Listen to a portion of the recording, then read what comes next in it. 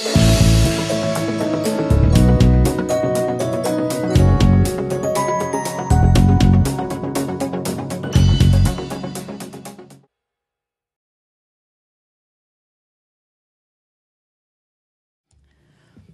just going to give a little bit of history on the certification program of the water and wastewater operators in the province. And then near the end of my talk, we'll be talking about some of the workforce stuff that we've been involved with. In 1975, Alberta started a voluntary certification program. And in February 1982, the Clean Water Act regulation was amended to require the day-to-day operation of all municipal plants be supervised by one or more certified operator. Hence, in 1983, the first mandatory water and wastewater operator certification program was put in place. In 1993, EPA was proclaimed, and it was further expanded to include distribution and collection systems. In January of 2005, we made significant changes to our program, and I'll talk about those a little bit later. And the Association of Boards of Certification is a North American association that deals with the certifying authorities across North America and actually some international committees now as well. As I mentioned, in 2005, we made significant changes, including mandatory entry-level training, changing our renewal period, and making continuing education a requirement for operators to retain certification. Some of these things were brought into effect primarily because of the Walkerton inquiry. So we want to ensure that that kind of thing did not happen in Alberta. Pursuant to the EPA, each municipal water and wastewater facility is required to have certified operators serving, supervising, or carrying out the day-to-day operations of each facility or system. The operational complexity of waterworks or wastewater systems will determine what the certification requirements are. At the very least, each regulated facility must have at least one certified operator certified to the level of the facility. The more complex the facility, the higher level of certification is required, and in fact, more certified operators may be required. The information on how many operators are required and level of facility you have is actually determined in either the operating approval or the registration or by the code. Okay, there's 4 categories of classifications for the systems. There's water treatment facilities, water distribution systems, wastewater treatment facilities, and wastewater collection systems. There's 5 levels of certification, including small systems, level 1, level 2, level 3, and level 4. Water and wastewater treatment facilities are classified based on the complexity of the facility, and distribution and collection systems are strictly classified based on population served. The drinking water legislation, Part 7, is where it describes the legal responsibilities that are required for the persons responsible for the waterworks system. And the wastewater legislation, the statute governing the ownership and wastewater systems, is a stormwater drainage regulation.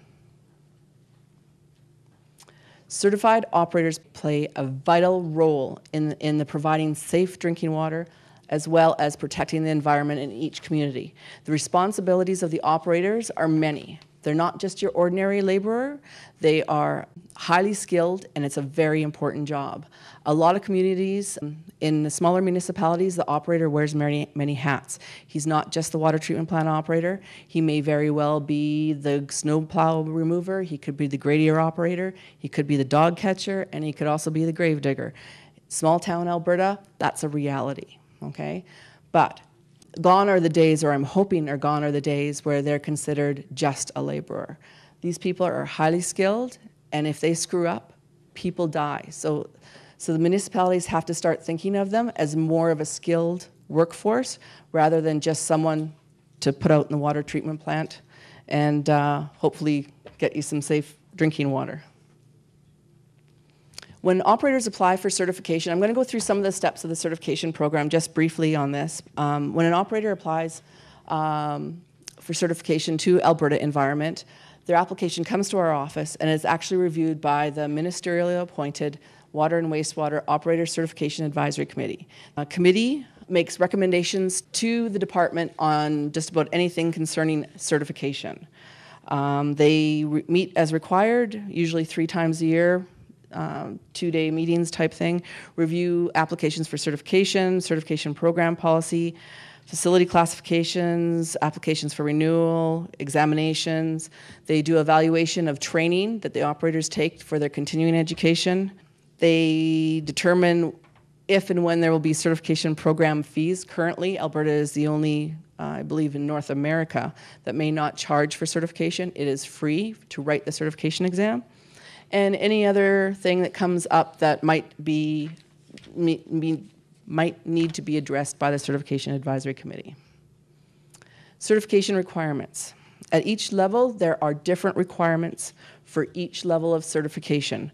Different education requirements, different training requirements, and different experience requirements. Small systems certification. As I mentioned, there's 4 levels of facility classification, but 5 levels of certification. Facility classification starts at level 1. Small systems certification is a subcategory of level 1. A small system is a class 1 facility, excluding surface water or groundwater under the direct influence, with a population of less than 500 if it's a water facility, or if it's a class 1 facility, wastewater, with a population of less than 500. Then small systems certification would be the requirement for that facility. I've just put down what the different requirements are for small systems. The completion of the small water and or small wastewater training. The Operators Association has that training. They have it in a classroom, in a home study or a correspondence format, and an online format. So it's not something that they can't do from home. They can do it in their community to get the training that's required.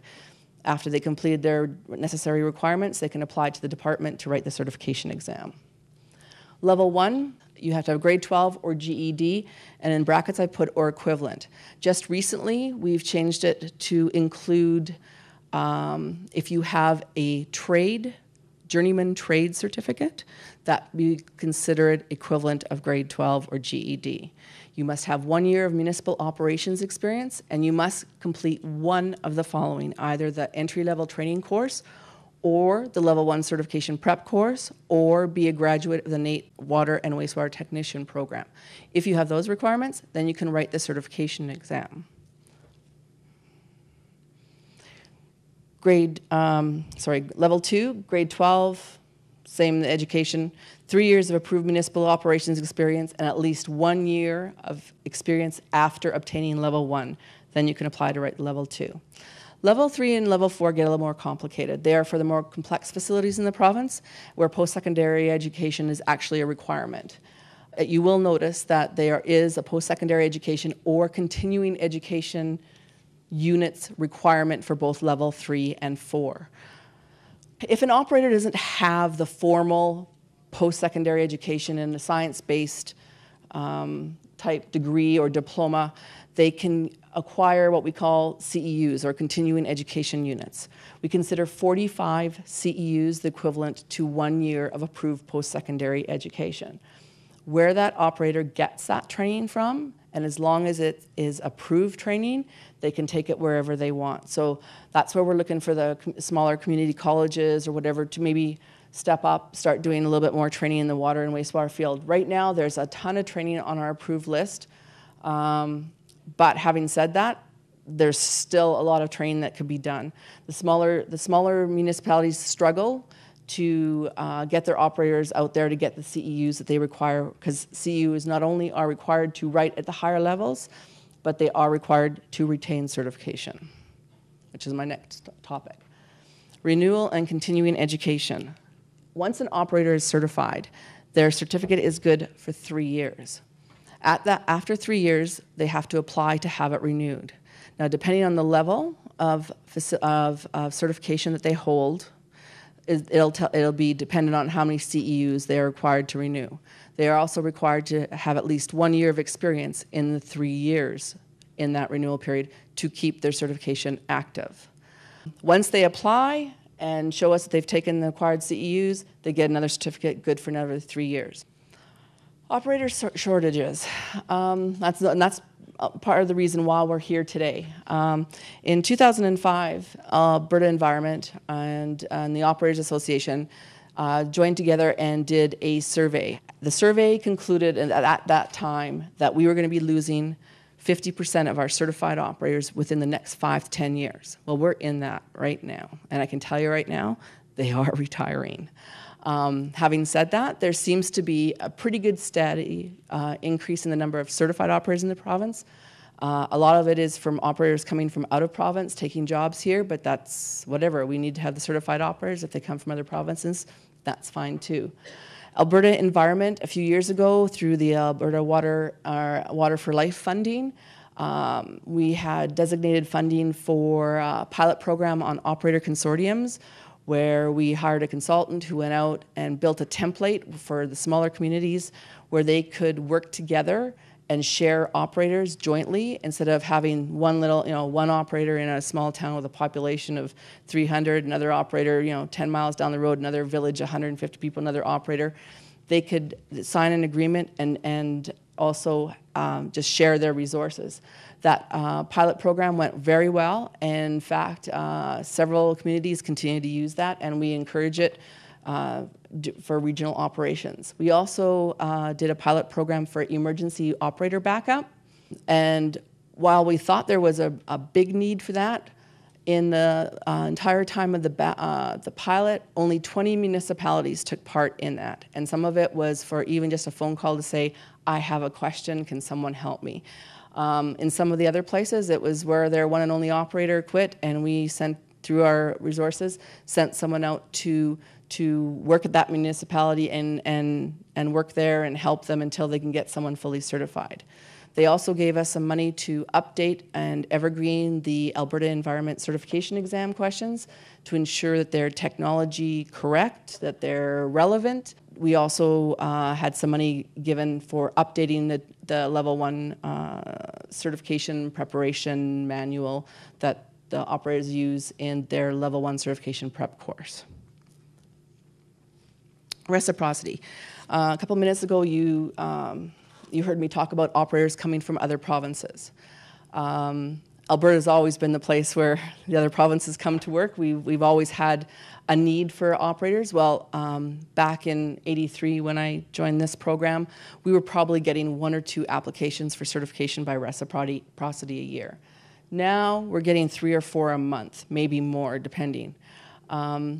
We had a reciprocity agreement that was signed back in '77 and then updated in '98 with the certifying authorities across Canada. And what that meant was that if an operator got certified in another province, came to Alberta, applied to us, and showed us that they got certified the same way that an operator would have got certified here, we'd give them the equivalent certificate without further education requirements or exam. Since then, we've had the introduction of TILMA and the Agreement on Internal Trade. And the Agreement on Internal Trade was signed by the labour ministers across Canada. And while in theory, the Agreement on Internal Trade is a good thing, it's making mobility for people to move across Canada without restrictions, it is in fact in the water and wastewater field taken it to its lowest denominator. Instead of bringing the programs up, it actually dropped it down because there were some provinces that still didn't have a grade 12 requirement, or they don't have continuing education requirement for renewal.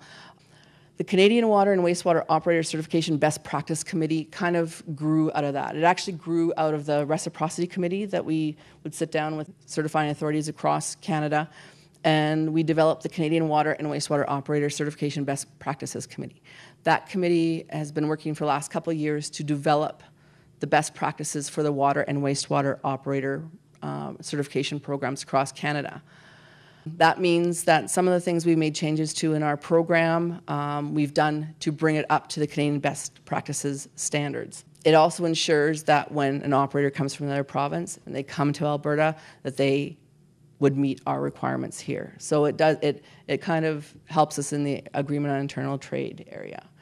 We are, we may be, like I said, we may be getting 3, 4 a month. I get more calls. I get daily calls from operators coming from, or applying or on different jobs in Alberta. So there is a great deal of mobility in this field, and it's not hard to get your certification transferred one from the other.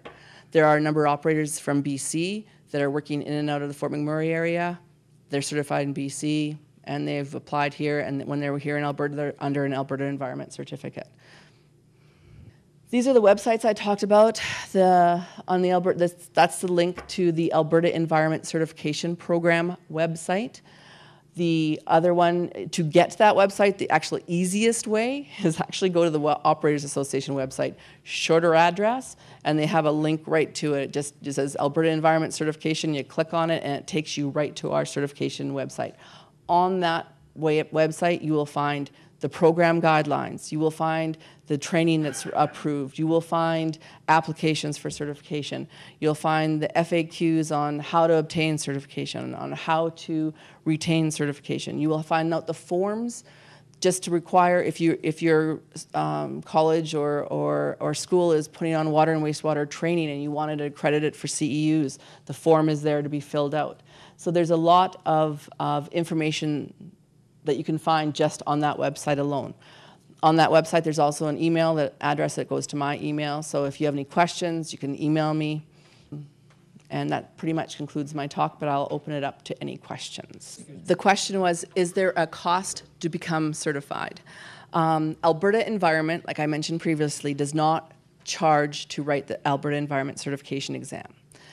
But for level 1 or small systems, there's mandatory training that is required. That is through the Operators Association, so there is a fee to take that training, but there is no actual fee to obtain certification or to renew your certification. Good question. Thanks, Jerry. So as of last week, there was 2,413.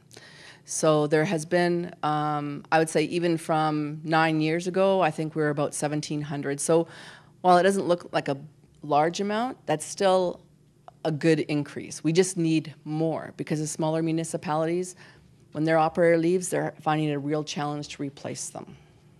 I know some of the other provinces, when their renewal process, you are required to take core competency type training. So we might be looking at something like that in the future. It's not at the point where it's majorly discussed right now, but we could be looking at something where in a renewal, if someone holds a water treatment certificate, they might have to show actually a portion of their CEUs taken in water treatment instead of management or first aid. But right now, I don't see anything. The biggest challenge I hear all the time is, I've taken all the training. There's nothing left for me to take. That's not true. I say, well, obviously I haven't looked at the list, because right now the list has over 800 courses that have been reviewed and approved for training. Now, a lot of them are not online or correspondence or home study type training, which means that when the operator needs to take training, he's got to leave to take it. So there is a big gap in maybe the home study or correspondence type training that could be offered. But a lot of operators just don't seem to be aware that a lot of the training that they take normally every day, like I say, the first day of the confined space, is worth continuing education. So their biggest challenge is they say there's not enough training, but that is the million-dollar question. Small municipalities do struggle with paying their operators. And in some municipalities, they are small, so small that even the guy is a volunteer. He doesn't get paid at all. So there's no wage. But when you go up to the larger municipalities, like the regional municipality Wood Buffalo, they have the highest paid operators in North America. So that's really tough. Now, having said that, I know the regional municipality is looking for 5 new operators. So even they are having difficulty hanging on to the operators. When we did that survey in 2005, we found that there was a huge gap between the volunteers to the top-end operator. But it seemed like the mean time at that time was between $50,000 and $60,000 a year. So you're going to find that the smaller municipalities really have a hard time paying that. But it's something that they have to look at. They got to stop looking at it as like I said, just a laborer position. It's a very important position within that municipality. That operator, if he screws up, people will die or get sick. So it's not just a blue-collar job. It needs to be recognized as something that they need to pay for. Good question. If the operator comes to Alberta with his valid certificate, and let's say he doesn't have grade 12 or anything, he has grade 10, but he got it based on his experience. When he comes to Alberta, we are forced to give him the certificate at whatever level he's required to have, that he holds. But at that point, he becomes under our program and must meet our requirements. So he still has to do the continuing education, so then he can continue to renew that certificate as long as he keeps active. But if he plans to go to a higher level of certification, then he has to abide by our regulations, which stipulate that he has to have a grade 12 or GED. So if he's going to go up, he's going to eventually have to follow our rules. Actually, a couple of years ago, we did, like I mentioned, we use an ABC-based program, and our questions come out of Iowa, but they are Alberta questions. Our questions have been vetted through our experts. They're Alberta questions.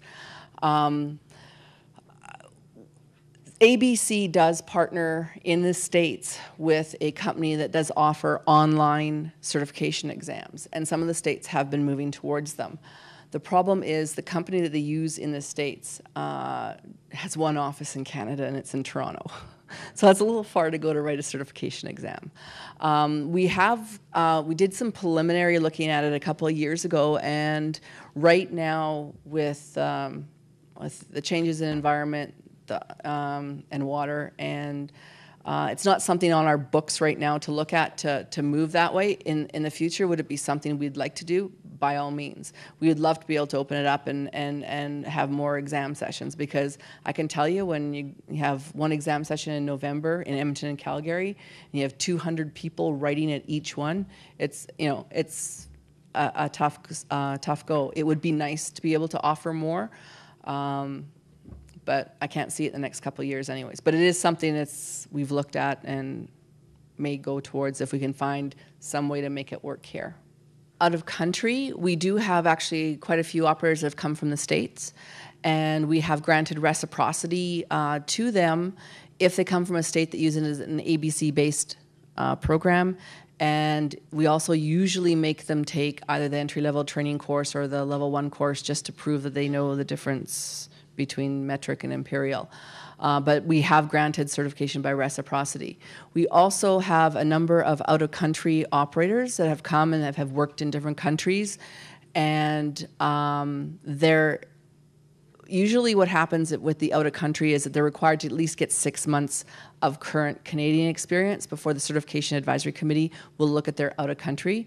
But we have had a large influx of operators from different countries that have backgrounds, and their experience does count towards the certification program.